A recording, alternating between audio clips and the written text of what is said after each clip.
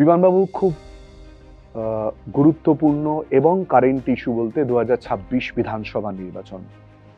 বামেদের নিরিখে প্রত্যাশার জায়গা ঠিক কতটা, কি মনে করেন? আমি শুরুতেই 1433-এর নববর্ষের শুভেচ্ছা জানিয়ে যে কথা বলতে চাই তা হচ্ছে, বাংলার রাজনীতিতে বিগত প্রায় 10টা বছর জুড়ে যে বাইনারি চলেছে রাজনীতির ক্ষেত্রে, রাজ্য সরকার, কেন্দ্রের সরকার, রাজ্যের তৃণমূল, কেন্দ্রের বিজেপি, এসব নিয়ে যেভাবে রাজনীতিহীন রাজনীতির কারবারিরা রাজনীতির, যাকে পপুলারলি বলে বাইনারি পলিটিক্স, বাংলায় করতে পেরেছে, এটা বাংলার পক্ষে দুর্ভাগ্যের। এ কথাও সত্য, বাংলার রাজনীতিতে যেভাবে রাজ্য সরকার এবং তার বাহিনী গণতান্ত্রিক অধিকার হরণের প্রচেষ্টায় 2011 সাল থেকে শুরু করেছিল, মানুষকে সন্ত্রস্ত করেছিল, তার প্রভাবজনিত কারণে সম্ভবত এই বাইনারি পলিটিক্সের সুযোগ গড়ে উঠেছিল। কারণ সন্ত্রস্ত মানুষ, ঘরবাড়ি ভেঙে দেওয়া, অন্যত্র আশ্রয় নেওয়া মানুষ, তারা বাংলা এবং বঙ্গবাসীর স্বার্থে যে গণতান্ত্রিক লড়াই সংগ্রাম গড়ে তোলা প্রয়োজন ছিল, সেটা গড়ে তুলতে পারেনি সন্ত্রাসজনিত কারণে। আমি ফ্ল্যাশব্যাকে তাকিয়ে দেখতে বলবো, 2011 সালের পর রেজাল্ট বেরোনোর সঙ্গে সঙ্গে বর্ধমানের পূর্ণিমা ঘড়ুই, তাকে হত্যা করা হলো। গড়বেতায় হত্যা করা হলো, বাড়িঘরদোর আক্রমণ করা হলো। এক অদ্ভুত পরিবেশ পরিস্থিতি গড়ে উঠেছিল, যা অনেক দিন তখনকার দিনের যে নতুন প্রজন্ম তারা জানতেন না। কারণ তাদের কাছে 72, 73, 74 এটা অতীত ইতিহাস, বই থেকে পড়ে জানতে পেরেছে। ফলে ক্ষতি হয়েছে বাংলার। একথা বলতে পারি যে বাংলার মানুষের যে অভিজ্ঞতা লাভ করেছেন, চাকরি চুরির অভিজ্ঞতা, বালি চুরি, কয়লা চুরি, পাথর চুরির অভিজ্ঞতা, এবং যাদের নিয়ে রাজনীতি পরিচালনা করা, যারা সরকার পরিচালনা করছে, তাদের নেতৃস্থানীয়রা যেভাবে চলছে, এইসব কর্মকাণ্ড মানুষের মধ্যে প্রভাব বিস্তার করেছে এবং ইতোমধ্যে বাংলাকে বাঁচানোর জন্য লড়াই সংগ্রামটাও খানিকটা গতিবেগ লাভ করেছে। স্থানীয় দাবির বিরুদ্ধে দাবিকে কেন্দ্র করে লড়াই, মানুষের রুটি রুজির লড়াই, শ্রমিকের ওপরেতে অতিরিক্ত শোষণ করবার জন্য যে শ্রম কোড চাপিয়ে দেওয়া হয়েছে তার বিরুদ্ধে প্রতিবাদ, লড়াই, কৃষকের ফসলের দাম না পেয়ে কৃষকের আত্মহত্যা, একই সঙ্গে মাইক্রোফিন্যান্সের দাপটে মা বোনেদের লাঞ্ছনা, সম্পত্তি নিয়ে টানাটানি, এই সার্বিক বিভিন্ন যে কর্মকাণ্ড যার সঙ্গে যুক্ত হয়েছে, স্কুলে প্রাথমিক বিভাগে যেখানে 6 জন টিচার থাকার কথা 2 জন টিচার আছে।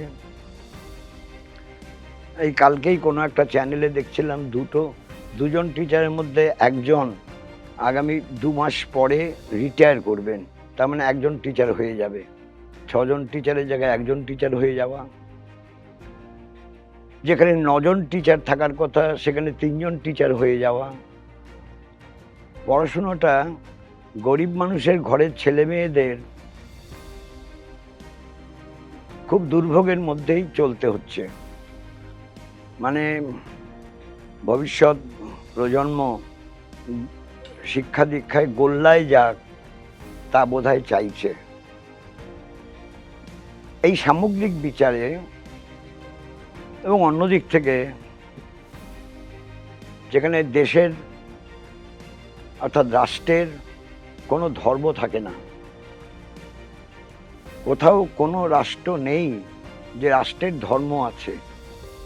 রাষ্ট্রের তো ধর্ম থাকে না, ধর্ম থাকে ব্যক্তি মানুষের।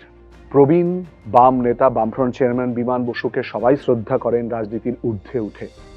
আমি কতগুলো নাম বলবো, ব্যক্তি বিমান বসু কি ভাবেন তাদের সম্পর্কে অবশ্যই রাজনৈতিক আঙ্গিক আসতেই পারে, আপনার কাছ থেকে 1-2 লাইনে জানতে চাইব। বুদ্ধদেব ভট্টাচার্য একজন কমিউনিস্ট, একজন স্বচ্ছ ভাবমূর্তির ব্যক্তি, প্রাবন্ধিক এবং অবশ্যই বিভিন্ন বিষয়ের উপর কলম ধরতে পারতেন, লেখক, সাহিত্যিক। জ্যোতি বসু একজন দীর্ঘ সময় ধরে বাংলার রাজনীতির আনাচে কানাচে ঘোরাফেরা করেছেন। তেভাগা আন্দোলন, বিলেত থেকে ফেরত এসে তেভাগা আন্দোলন দেখেছেন, তেভাগা আন্দোলনে নিজেও কাজ করেছেন, শ্রমিক সংগঠন করতে কাঁচরাপাড়া ওয়ার্কশপে গেছেন, কাজ শিখেছেন সেখানেতে। তার নিজের কথায় আমি বলতে পারি, তিনি বললেন, এখন তোমরা সব মাইক্রোফোনে বক্তব্য রাখো, জানো আমাকে একবার গেটে বলতে হবে, আর এখন তো কত লোক শুনবার জন্য দাঁড়িয়ে থাকে। অনলি 37 জন ছিল, তাদের সামনে দাঁড়িয়ে আমাকে বলতে হলো। বলার ক্ষেত্রেও সমস্যা হলো, কারণ তখনও আমার বাংলাটা গড়গড় করে বাংলা বলার সুযোগ ছিল না, তবু একটু মিলিয়ে মিশিয়ে বলার চেষ্টা করেছি। তারপর একদম পণ করলাম, মানে কত সরল সাধারণ মানে চিন্তার মানুষ ছিলেন, বাংলা শিখতেই হবে। জ্যোতি বসু সব দিক থেকে বাংলার রাজনীতিতে আমি বলবো যে একজন অবিস্মরণীয় নেতা। অনিল বিশ্বাস খুব স্বল্পস্থায়ী হয়েছে, কারণ সে রাজনীতি শুরু করেছে কলকাতা বিশ্ববিদ্যালয়ে যখন পড়তে আসে তখন আমার এখনো মনে পড়ে, বর্ণনাটা আমাকে দিয়ে দিয়েছিল আমার বন্ধু হরিনারায়ণ অধিকারী, কৃষ্ণনগরে থাকতেন, পরে রানাঘাটেই থাকতেন, তখন কৃষ্ণনগরে থাকতেন পাত্রবাজারেতে। তো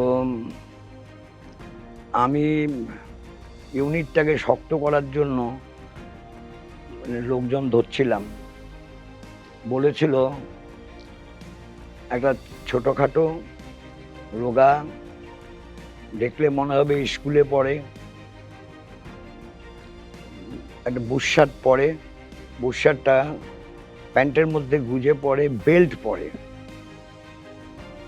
মানে এই বর্ণনা দেওয়ার পর আমি তাকিয়ে দেখে তাকে আমি যে বললাম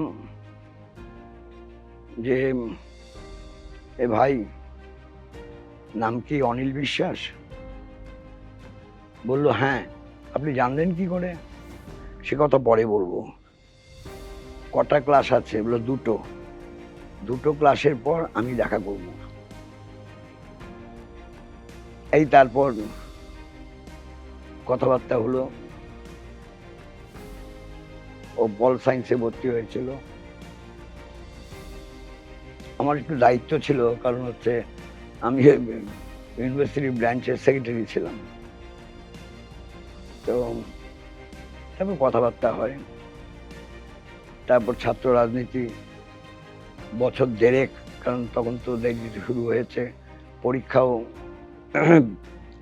বছর দেড়েক, বছর দুয়েক ছাত্র রাজনীতি করেছে, বছর 2-2.5। তারপর গণশক্তিতে কাজ, তারপর গণশক্তি এডিটর, পার্টির রাজ্য কমিটির সদস্য, পরে কেন্দ্রীয় কমিটির সদস্য, পরে রাজ্য কমিটির সম্পাদক এবং পলিট ব্যুরোর সদস্য, এবং তারপর অনেক দীর্ঘ সময় ধরে রাজনীতি করার সুযোগ থেকে বঞ্চিত, কারণ অসুখ ছিল, কিডনিতে সমস্যা ছিল। এটা ওদের বংশগত একটা ব্যাপার, পরে শুনেছি। ফলে অল্প বয়সে চলে যেতে হয়েছে। কিন্তু গণশক্তি পত্রিকার কাজটা দায়িত্ব সহকারী করেছে। তারপর পার্টির সেক্রেটারি হয়েছে, রাজ্য সম্পাদক হয়েছে, রাজ্য সম্পাদক হয়েও পার্টির কাজটা দায়িত্ব নিয়ে করেছে। নরেন্দ্র মোদী, নরেন্দ্র মোদী, নরেন্দ্র মোদী প্রধানমন্ত্রী, তার সম্পর্কে কি ধারণা? নরেন্দ্র মোদী তার সম্বন্ধে ধারণাটা পরিষ্কার হতে পারলো না, কারণ তিনি প্রথম বলেছিলেন তিনি চা বিক্রেতা ছিলেন। সেটা তো কোনো ডকুমেন্ট খুঁজে পাইনি, উনি বলেছেন। কিন্তু রাজনীতি যা করেন সেটা একেবারে কপিবুক রাজনীতির মতো বিজেপির দর্শন অনুযায়ী, আরএসএস এর দর্শন অনুযায়ী তিনি কাজকর্ম করেন। আর আমাদের মতো দেশ ভারত, এত বিশাল দেশ, 140 কোটি মানুষের দেশ, তার প্রধানমন্ত্রী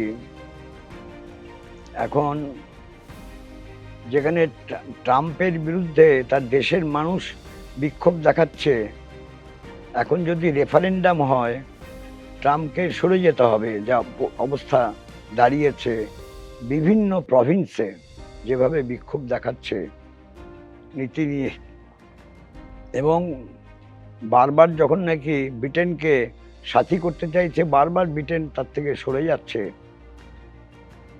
ভারতের মতো একটা এত বড় দেশ, তাদের কাছে, মার্কিন যুক্তরাষ্ট্রের কাছে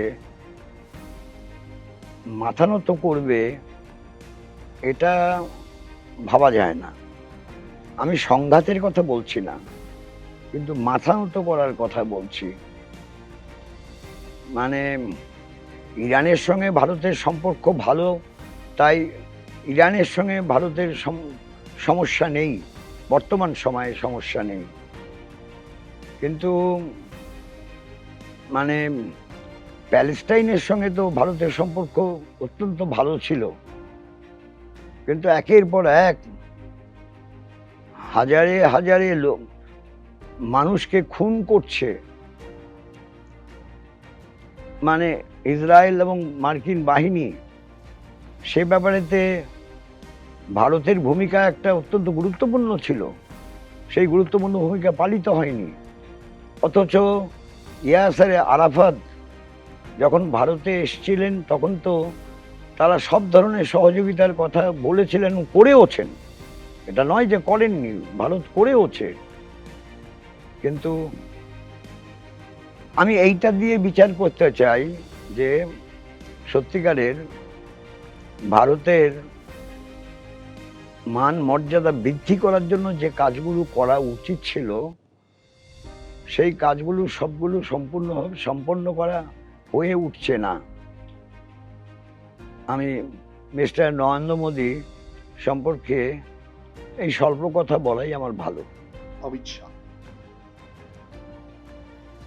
তিনি রাষ্ট্রীয় স্বয়ংসেবক সংঘের একজন যোগ্য নেতা, ভারতীয় জনতা পার্টির। তিনি তার আমলেই 2002 সালে, তার আমলে মোদী সাহেবের আমলে, মোদী সাহেব মুখ্যমন্ত্রী ছিলেন, তিনি ছিলেন বোধহয় স্বরাষ্ট্রমন্ত্রী, তাই তো? এবং যেভাবে নানা অছিলায় সেখানে রায়োটিং কন্ডিশন হয়েছে এবং মানুষ মারা গেছে। আমি পুনর্গঠনের কাজের সময় একবার আমি গিয়েছিলাম গুজরাটে, আহমেদাবাদে, সেই সব বস্তি এলাকায় যেখানে জ্বলে পুড়ে খাক হয়ে গেছে, সেটা দেখেছি। যেখানে উদ্বাস্তু হয়ে ছিল, যারা খাওয়া দাওয়া করতো থাকতো ওখানেতে, সেখানে গেছি। সব দেখে মনে হয়েছে ওটা Gujarat riot could be avoided. That was engineered this way, that way, sorry, by agencies aided and abetted by the state government. ফলে তার নেতৃত্বের ভূমিকা অমিত শাহজিকে নিতে হয়েছে, এটাই কথা। মমতা বন্দ্যোপাধ্যায় এখন তিনি তো, তার কথা বলতে হলে অনেক কথা বলতে হয়, আমি বেশি কথার মধ্যে যাব না। যাত্রাটা, তার জীবনের যাত্রা শুরু করেছেন খুব সাধারণভাবে। হরিণঘাটা দুধের কাউন্টার ছিল, এগুলো পুরোনো দিনের লোক ছাড়া জানে না। তো সে দুধের কাউন্টারে বসে কাজ করতে হতো। যখন যোগমায়া দেবী কলেজে ভর্তি হয়েছিল, তখন যোগমায়া দেবী নামটা বোধহয় হয়নি, কারণ ওখানে আমার দিদিও পড়তেন। তখন আশুতোষ হলের মর্নিং ছিল, পরে যোগমায়া দেবী নাম হয়। ফলে সেখানে পড়তেন। তারপর খুব কষ্টের মধ্যে মানুষ হয়েছেন, আর সেটা নিজে বলেনও তা। তারপর মহাবাড়িতে ছিলেন, রামপুরহাটে, আর সেই পুকুরের ওপরে আম গাছটা বেঁকে ছিল, সেই আম বাঁকা গাছের মধ্যে বসে আবার তারপর ডুব দিত, সেটা নিজেও বলেছেন। তার কোনো একটা ইন্টারভিউতে আমি পড়েছিলাম, বলেছেন যে ওখানে সাঁতার কাটতেন ইত্যাদি ইত্যাদি। কিন্তু রাজনৈতিক চর্চাটা যে পরিমাণ করা উচিত ছিল, সেটা বোধহয় করার সময়টা উনি পাননি। কারণ না হলে এই মানে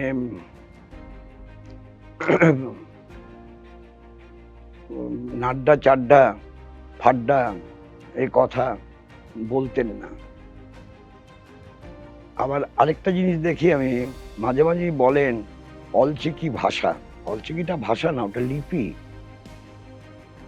অতীতে সাঁওতাল ভাই বোনেরা যে পড়াশোনা করতেন, সেটা হয় দেবনাগরী, না হলে পর রোমান, আর না হলে পরেতে বাংলায়। এই বাংলার সঙ্গে যুক্ত যারা, তারা বাংলায়। আবার দেখলাম ট্রাইব্যুনালকে ট্রিব্যুনাল বলছেন।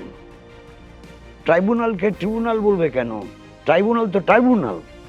ট্রাইব্যুনাল কিছু ট্রিব্যুনাল হতে পারে না কখনো। আমি দেখলাম যে ওদেরই একজন এমপি,